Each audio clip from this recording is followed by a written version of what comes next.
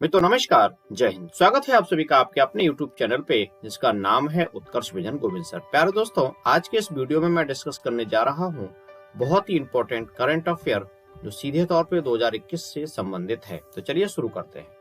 दोस्तों सबसे पहले मैं बताना चाहूंगा कि बाबर क्रूज मिसाइल कौन सी बाबर क्रूज मिसाइल के रूप में आज हम बात करने जा रहे हैं कि ये चर्चा में क्यों है। तो सबसे पहले तो मैं बता दूं दोस्तों, बाबर क्रूज मिसाइल है ना, अभी हाल ही में इसका प्रक्षेपण जो है वो पाकिस्तान की आर्मी के द्वारा किया गया है। सफल परीक्षण किया गया है। और कब किया गया है? 11 फरवरी को। अभी हाल ही में जो निकल के गया है 11 फरवरी को बाबर क्रूज मिसाइल का जो है वो परीक्षण किया गया है। और ये जो है सरफेस टू सरफेस, ठीक है ना, सतह से सतह, सरफेस टू सरफेस मार करने वाली जो है बैलिस्टिक मिसाइल है। इस बात को ध्यान में रखना है, ये बैलिस्टिक मिसाइल है और इसकी जो मारक क्षमता है वो 450 किलोमीटर की है। 450 किलोमीटर की मारक क्षमता है, इस बात को ध्यान में रखना है। इंपॉर्टेंट जानकारी मैंने आपको दी है। तो एक नंबर का ये करंट अफेयर मैंने बता दिया। अब मैं बढ़ता हूँ अगली बात पे। तो दोस्तों अगली बात कुछ इस प्रकार से है कि हाल ही में जो है ना नेशनल वुमेन्स डे मनाया गया है, ठीक है ना। नेशनल वुमेन्स डे की बात करें तो राष्ट्रीय महिला दिवस मनाया गया है आपका कब? 13 फरवरी को, ठीक है। 13 फरवरी को राष्ट्रीय महिला दिवस मनाया गया है। अच्छा बच्चों, कंफ्यूज नहीं करेंगे कि जो नेशनल वुमेन्स डे है वो 13 फरवरी को है और वर्ल्ड वुमेन्स डे या इंटरनेशनल वुमेन्स डे जो मनाया जाता है वह 8 मार्च को मनाया जाता है। इस बात को ध्यान रखना है, ठीक है। बात आ गई है राष्ट्रीय महिला दिवस की, तो इसका संबंध जो है वो सरोजनी नायडू जी से है। ध्यान रखेंगे, सरोजनी नायडू जी से इनका संबंध है। और बात अगर सरोजनी नायडू जी की करें प्यारे से दोस्तों, तो इनका जो जन्म है वह 1889 की बात कर रहे हैं। 1889 में 13 फरवरी को इनका बर्थ हुआ था, जन्म हुआ था। तो इसी कारण से उनको इस नाम से जाना जाता है। और यहाँ पर मैं आपको बता दूं कि इन्हें जो है भारत कोकिला के रूप में जाना जाता है, ठीक है ना। भारत कोकिला के रूप में इन्हें जाना जाता है। मैं सरोजनी नायडू की बात कर रहा हूँ। और अगर हम सरोजनी नायडू की बात करें तो इनको हम लोग क्या कहते हैं? नाइटिंगेल ऑफ इंडिया के रूप में जानते हैं। अच्छे से समझना है, नाइटिंगेल, ठीक है ना, नाइटिंगेल ऑफ इंडिया के रूप में इन्हें हम जानते हैं और स्वर कोकिला के रूप में, ठीक है। अच्छा यहाँ पर देखो, ये भारत कोकिला तो ये हो गई नाइटिंगेल ऑफ इंडिया। अगर आपसे पूछा जाए स्वर कोकिला किसे कहते हैं, तो स्वर कोकिला के रूप में लता जी को जानते हैं। लता मंगेशकर की बात कर रहे हैं, ठीक है। अच्छे से ध्यान रखेंगे। और अगर हम सरोजिनी नायडू जी की बात करें तो कविता संग्रह, कविताएं इन्होंने लिखी, कवित्री थी, ठीक है ना।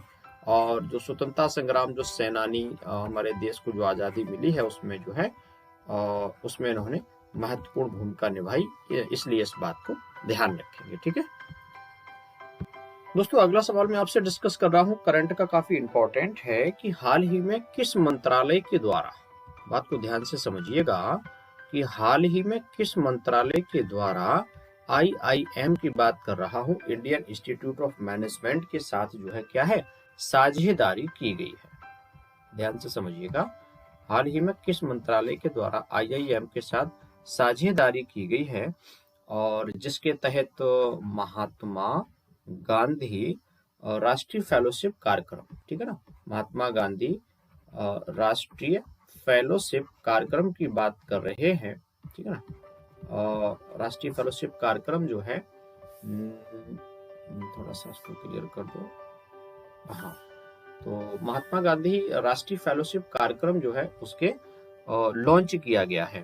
तो यहाँ मंत्रालय के बारे में बताना थोड़ा सा ठीक रहेगा। तो सबसे पहले मैं मंत्रालय की बात करूं तो कौशल विकास, ठीक है ना, बात को समझना है।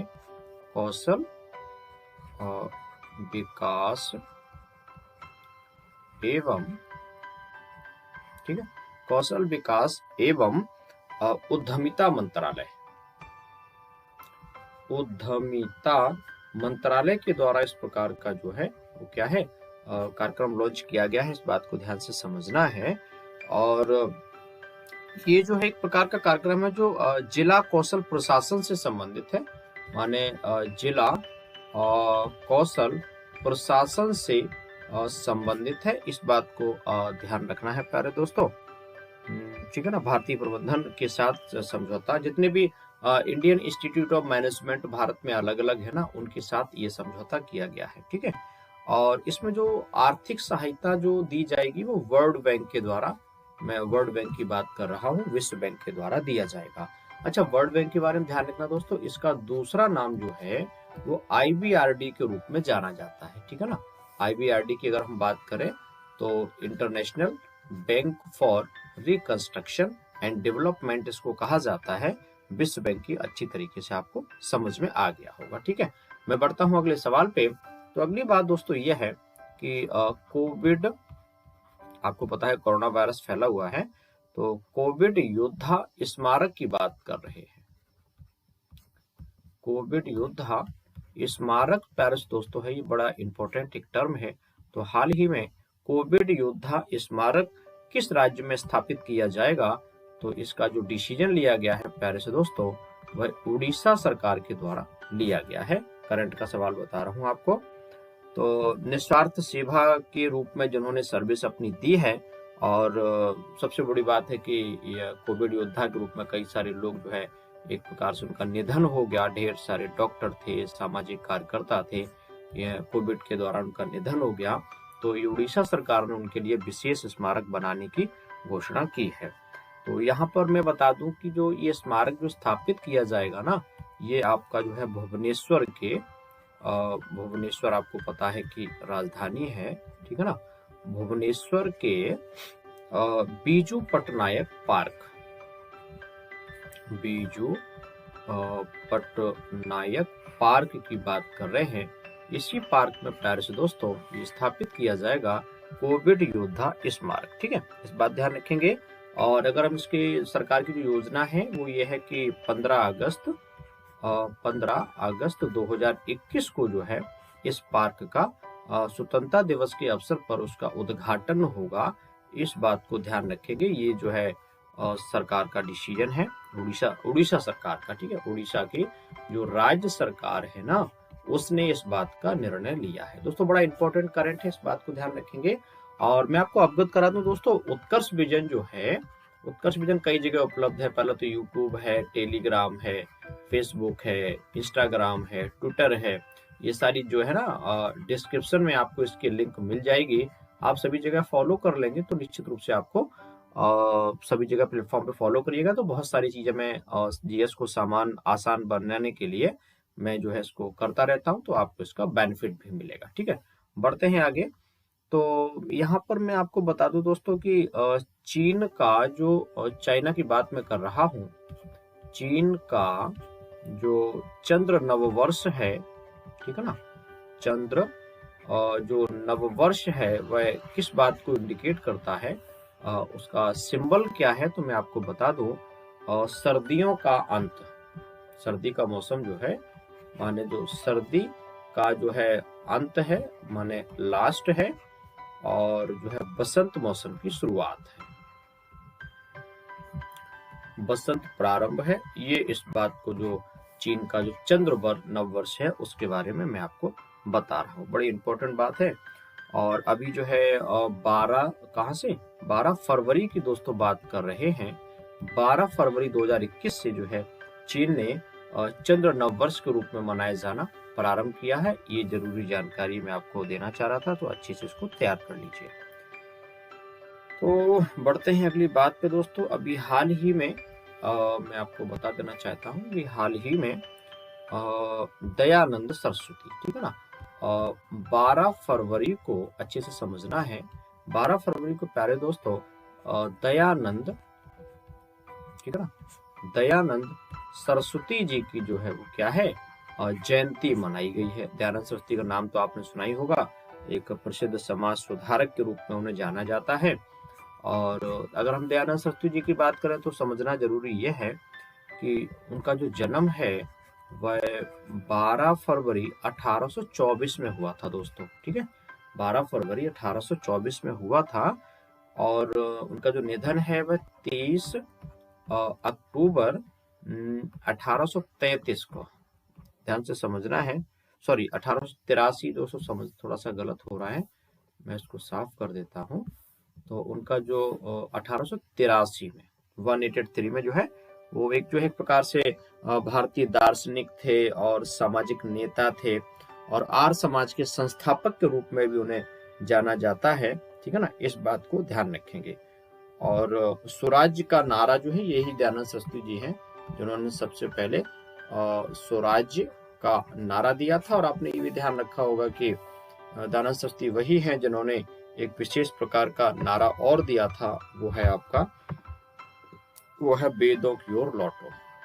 कौन सा है? वेदों की ओर लौटो। तो ये भी थोड़ा ध्यान रखिएगा, आपके एग्जाम में दोस्तों पूछा जाता है, कई बार पूछा गया है, ठीक है। तो ये जानकारी आपको अच्छे से मिल गई होगी। तो अब बढ़ लेते हैं अगली बात पे। दोस्तों अगला करंट अफेयर में आपसे अगर शेयर करूं तो वो ये है कि एक भारत, ध्यान से समझना दोस्तों, एक एक बात बड़ी इंपॉर्टेंट है। एक भारत और क्या है? श्रेष्ठ भारत। श्रेष्ठ भारत, एक भारत और श्रेष्ठ भारत जो है, इस विषय पर एक मुशायरा होना है, ठीक है ना। एक मुशायरा आयोजन होगा। तो एक भारत और श्रेष्ठ भारत पे मुशायरा बने, एक प्रकार से कवि सम्मेलन के तरीके से होना है। तो इस पे जो आयोजन किया जाएगा ना, वो एक विशेष प्रकार का मंत्रालय है, वो आपको समझना है अच्छे से, अल्पसंख्यक मामलों के मंत्री, ठीक है ना। तो माइनॉरिटी मंत्रालय की बात कर रहे हैं, अल्पसंख्यक, ठीक है ना, अल्पसंख्यक मामलों का मंत्रालय, अल्पसंख्यक मामलों का जो मंत्रालय है प्यारे से दोस्तों, उसके द्वारा इसका आयोजन किया जाएगा, इस बात को ध्यान रखेंगे। अच्छा, होगा कब? तो वो तारीख आने को है 20 फरवरी 2021 को इसका आयोजन जो है वो कहाँ? नई दिल्ली में होगा, इस बात को ध्यान में रखेंगे। भारत की राजधानी की हम बात कर रहे हैं। और वैसे दोस्तों बताओ, अगर बात करूं तो जो कवि है ना, कवि ही कविता को जिंदा रखते हैं और कविता के द्वारा अपनी काव्य कलम से जो है वो अपनी बातों को क्लैरिफाई करते हैं, बताते हैं, और एक जागरूकता फैलाने का भी काम होता है, ठीक है।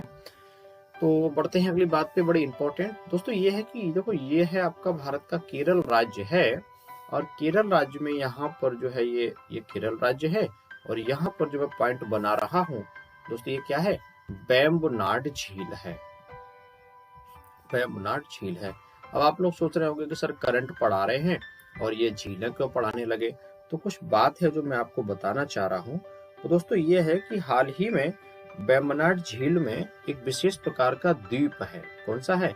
नेडिया थोरोथो। मैं लिखे देता हूँ, कंफ्यूज ना करेंगे। नेडिया थोरोथो की बात कर रहे हैं। तो नेडिया थोरोथो क्या है? ये द्वीप है, और यहाँ पर क्या हुआ है कि केरल रिसोर्ट प्राइवेट लिमिटेड के अवैध रूप से निर्मित विला को ध्वस्त करने का निर्णय सरकार ने दिया है। तो केरल रिसोर्ट प्राइवेट लिमिटेड की बात कर रहे हैं। तो अवैध रूप से एक विशेष विला बना था, उसको ध्वस्त करने का निर्णय किया गया है, इसलिए वेम्बनाड झील चर्चा में है, ठीक है। अच्छा दोस्तों, वेम्बनाड झील के बारे में आपको बता दूं कि भारत की कैसी है? सबसे लंबी झील है, ठीक है।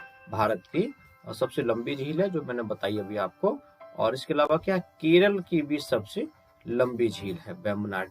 और जब वेम्बनाड की दोस्तों बात आती है तो इसमें ये भी ध्यान रखिएगा कि रामसर क्षेत्र है। कई बार मैंने जानकारी आपको दी है कि रामसर क्षेत्र के रूप में इसे जाना जाता है दोस्तों। और अगर हम वेम्बनाड झील की बात करें तो सबसे इम्पोर्टेंट बात ये भी है कि प्यारे दोस्तों, सबसे इम्पोर्टेंट बात यह है, अच्छे से समझना है कि जो है ये आपका रामसर क्षेत्र है, वेम्बनाड झील। और अभी हाल ही में 2 फरवरी को जो है ना विश्व नम भूमि दिवस मनाया गया है, और नम भूमि के संरक्षण के लिए रामसर क्षेत्र को घोषित किया जाता है। और अभी हाल ही में जो मनाया गया था विश्व नम भूमि दिवस, इसका जो मुख्य विषय था वो था आपका वेटलैंड एंड वाटर की बात दोस्तों कर रहे हैं, ठीक है। वेटलैंड एंड वाटर, ये उसका मुख्य विषय था। तो उम्मीद करता हूं दोस्तों कि ये सेशन छोटा सा लाया था, ये आपको अच्छा लगा होगा, और आप लोगों ने अपना कीमती समय दिया, इसके लिए बहुत बहुत शुक्रिया। और अभी तक आपने हमारे YouTube चैनल को सब्सक्राइब नहीं किया है तो सब्सक्राइब अवश्य कर लीजिए, जिससे कि सामान्य अध्ययन आप तक आसान भाषा में पहुंचता जाए। ठीक है, तो थैंक यू। जय हिंद।